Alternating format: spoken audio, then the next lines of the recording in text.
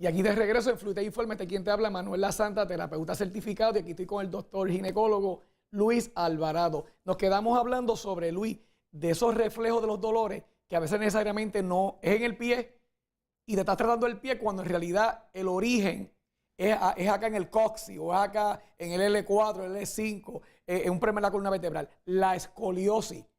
La situación cuando llega el paciente con dolor pélvico, la importancia de hacer una buena evaluación. Y hablamos hace un rato del historial, de cómo es que se ha desarrollado esa enfermedad, ese dolor, cómo ha ido progresando y qué cosas lo mejoran, qué cosas lo empeoran.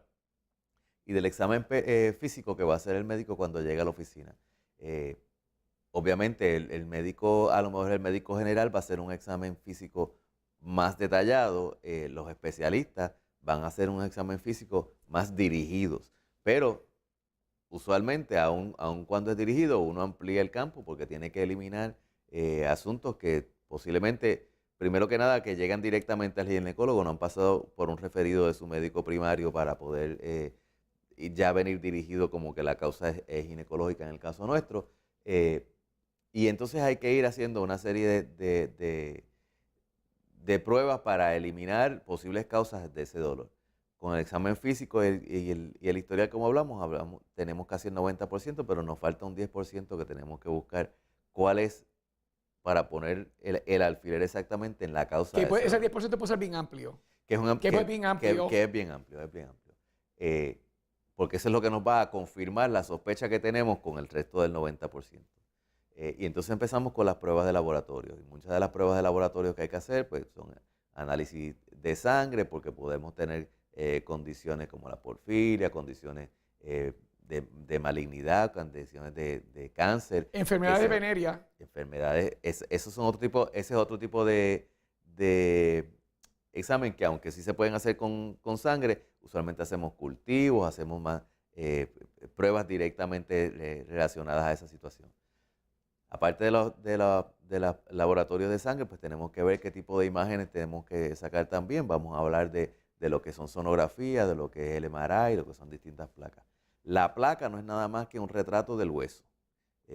Y tratamos de ver a través de la placa, y cuando digo del hueso es porque es lo más grueso que se ve, ¿verdad? La placa es lo más denso. Podemos ver otras cosas en la placa, niveles de aire, distintos asuntos, pero lo más que retrata es el asunto del hueso. De la misma forma que el sonograma pélvico va a retratar principalmente niveles de agua. Por eso cuando le van a hacer un sonograma a las damas le piden que llenen la vejiga, porque la vejiga hace una ventana para poder acomodar las otras cosas en su sitio y poder ver los distintos niveles de agua. Los quistes de ovario, por ejemplo, el quiste no es otra cosa más que una bolsita de agua de parte del ovario, así que lo va a retratar el sonograma, se va a definir bien claro y ven dónde están los asuntos. Que eventualmente puede ser de agua y se puede estirpar porque puede ser benigno. Pero cuando se va degenerando con el tiempo, pudiera entonces terminar en un cáncer. Por eso, cuando hablo una bolsita de agua, una bolsita de líquido, porque podría ser también de sangre, pero también va a retratar No, pero te lo digo situaciones. porque a lo mejor mucha gente puede estar pensando, pues lo pasa por alto, como que no le da mucha importancia, y hay que darle importancia a esos quistecitos, porque hoy son buenos. Estamos hablando de cómo retrata, o sea, de cómo se ve. Ahora, la acumulación, por ejemplo, de múltiples quistes en un ovario, pues ya conlleva a un diagnóstico en específico. Un quiste donde tenga distintas divisiones dentro de ese mismo quiste y tenga un componente sólido, pues es una cosa que hay que evaluarla más allá porque pudiera ser una malignidad.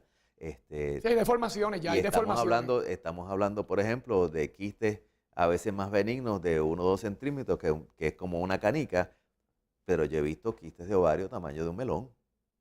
Entonces, es este dolor que comienza usualmente estas niñas jóvenes. Es como un bebé. Es como un bebé y el problema con esos quistes es que aunque sea una bolsa de agua y sea benigno, eso lo vamos a saber después que está afuera. O sea que de primera intención y voy a entrar un poco más en el tratamiento, pero esos quistes cuando se van a sacar hay que sacarlos completos. O sea, ese quiste no se puede vaciar adentro y sacar, así que la incisión que lleva la paciente para poder sacar ese quiste es una incisión grandísima. Y el riesgo de tocar otros órganos que están ahí, que se han entrelazado Y porque han creado tejido, es bien grande. Mientras tanto, está ese quiste creciendo ahí, presionando contra los demás órganos, creando fricción. Al crear fricción, crea fibrina. Al crear fibrina, crea adherencia. Y entonces, una vez yo saco el quiste y resuelvo, la fibrina y la adherencia y el efecto que ha tenido el tanto tiempo estar ese quiste ahí, esa masa, esa presión, pues va a ser una cosa más difícil de trabajar y una secuela con la cual la paciente va a tener que trabajar pues el resto de su vida. De verdad que es bien, bien triste todo esto y muchas ocasiones es por el descuido que tenemos nosotros cuando viene esa alarma diciéndote, me duele la uña hoy, pues fue que vamos a meter un golpecito, pero mañana vuelve y me duele. Y 2 semanas después me sigue doliendo y yo digo, eso se mira como llegó o se va. Por eso el apellido de dolor pélvico crónico, crónico no es otra cosa que es un dolor que haya durado durante mucho tiempo.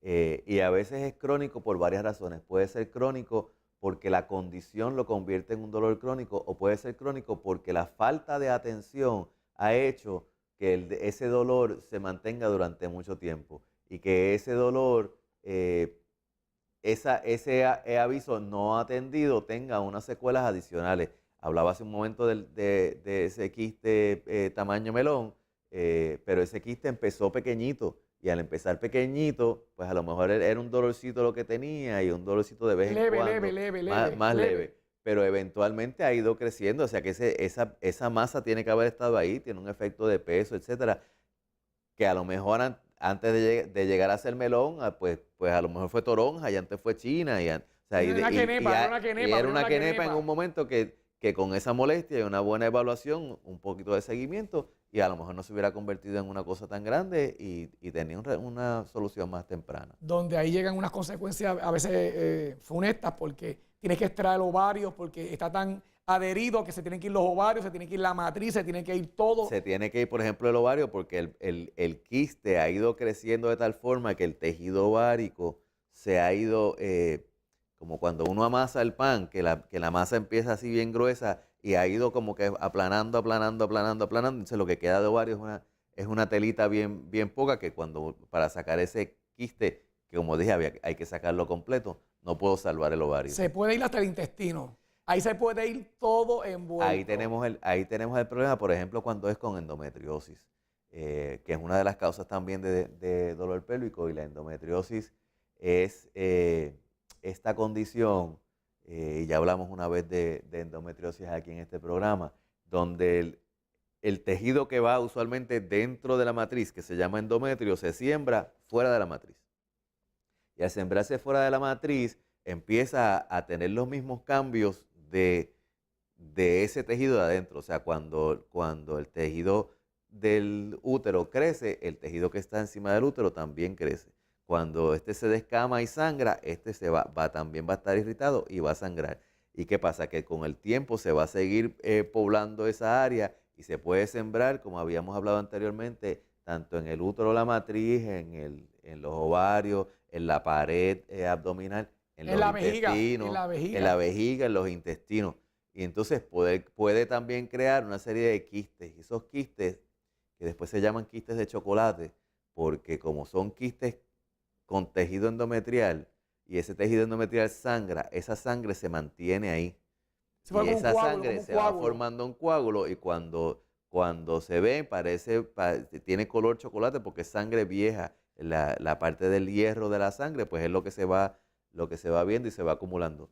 Pero eso tiene la complicación de que se pega a los distintos órganos adyacentes, y el órgano adyacente que más problemas da es el intestino, porque se puede pegar en áreas comprometedoras para el intestino que están haciendo una función y no van a hacer la función intestinal correctamente porque tienen que dar suplido de sangre a algo que se pegó aquí, que me está pidiendo que también le comparta la sangre que nutre el intestino. O sea que la máquina, el sistema humano es tan y tan complejo y es perfecto, Lo que pasa es que nosotros, por el mal estilo de vida que tenemos, no dormir bien, no tomar buena ingesta de agua, no comer productos que sean verdaderamente beneficiosos y alimenticios, quizás tener una salud mental errada, porque eso te destruye todo el sistema completo. Entonces tú vas a ver toda esa combinación que te va destruyendo poco a poco. Y lo que hablas de la sangre, tú sabes que la sangre es como pegajosa. La sangre es como pegajosa y donde quiera que cae, mancha. ¿Cuánto nomás internamente, cuando tú tienes un sangrado interno, se irrita, que se va irritando y va entonces pegándose y, como dice, coagulándose y creando una masa, una forma allá adentro, que más adelante va a tener una consecuencia. Más adelante hablamos también un poquito de lo que es el tratamiento para las distintas cosas, pero en esta etapa lo primero que tenemos que hacer es identificar claramente, ya sea el historial, el examen físico, las pruebas de laboratorio, las pruebas de imágenes, el sonograma, las placas, si hay que hacer un MRI dependiendo del tipo de masa que se vaya a encontrar, porque se puede encontrar distintas masas que son lo que causan el efecto. Y las masas pueden ser benignas y pueden haber masas cancerosas. Entonces, no todo dolor tiene el potencial de ser un cáncer, ¿verdad? Porque no todo el que le duele el abdomen, le duele la pelvis, lo primero que debe pensar es que tiene cáncer, pero lo primero que debe pensar es que tengo que ir a evaluarlo, porque si es una cosa que tuvo un dolorcito y a lo mejor se confunde con un dolorcito de estómago, un dolorcito de regla, etcétera. Óyeme, pero todas las semanas la misma cosa. Es tiempo de ir a evaluar y es tiempo de atenderse. El principal remedio para sanar, para eliminar el dolor crónico, es ayuda médica. Si el señor director me pone por ahí, tengo una gráfica donde sale el prolapso del colon, sale uno normal y sale al lado uno que tiene un prolapso. Ustedes se van a dar cuenta como de todo lo que ha hablado aquí el doctor, también el intestino entra haciendo estragos cuando nosotros tenemos una acumulación severa. Ahí, doctor, tenemos aquí en la pantalla un colon normal, ¿verdad? Que tiene unas caídas normales dentro de lo que es, porque ahí dentro hay otros órganos que están empujando, ¿verdad? Acomodados de una u otra forma. Pero fíjate que al lado tiene el colon caído, que es por una alta acumulación de materia fecal que no ha salido por una mala alimentación, por una falta de agua, por falta de ejercicio. Mira cómo el colon transversal cae de una manera violenta. ¿Y qué órganos están ahí? Explícame tú qué órganos están ahí donde ese colon ha caído. Vamos entonces a pedirle al director que nos consiga la gráfica donde tenemos los demás órganos que están en los alrededores, así que cuando vengamos hablamos un poquito de esos órganos que están adyacentes al otro. Pues no se retire, que ya mismo regresamos.